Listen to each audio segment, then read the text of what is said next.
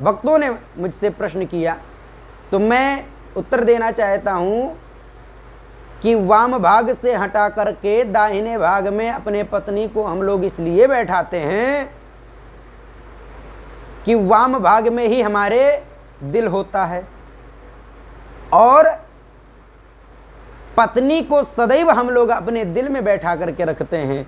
वाम भाग में बैठाते हैं।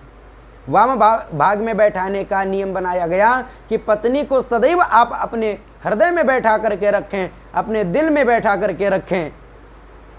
लेकिन जब पूजा पाठ करने के लिए हम लोग बैठते हैं तो पत्नी को अपने दिल से निकाल करके हम लोग बाहर बैठा देते हैं, क्योंकि दाहिने साइड में जब आप बैठाओगे तो आपकी पत्नी आपके हृदय से निकल करके बाहर बैठ जाएगी। और कहा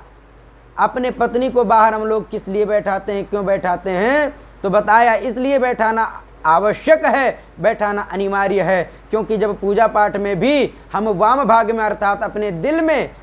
पत्नी को बैठा करके रखेंगे तो फिर हम भगवान को कहाँ बैठाएंगे, भगवान को हम लोग कहाँ बैठाएंगे। इसलिए पूजा पाठ करते समय हम लोग पत्नी को दाहिने साइड में कर देते हैं, जिससे हमारा हृदय का स्थान खाली हो जाए और हम उस स्थान पर अपने परमपिता परमात्मा को, अपने भगवान को हम लोग बैठा सकें। और भगवान को जब एक बार हम लोगों ने बैठा लिया, भगवान एक बार बैठ गए, तो फिर हम लोगों का यह जीवन सार्थक हो जाएगा, हम लोगों का यह मानव तन सार्थक हो जाएगा। इसलिए हम लोग अपने हृदय को खाली करने हेतु और अपने दिल में भगवान को बैठाने हेतु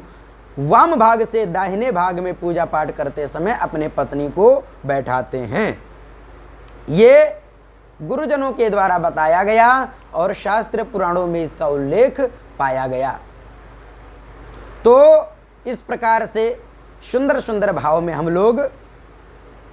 अपने जीवन को सरल मार्ग पर लेकर के चलें और सरल मार्ग से हम लोग भगवान के चरणार बिंदु में पहुंचने का प्रयास करें। हम लोगों का जीवन इसीलिए हम लोगों को प्राप्त हुआ है, हम लोगों के जीवन का लक्ष्य यही है।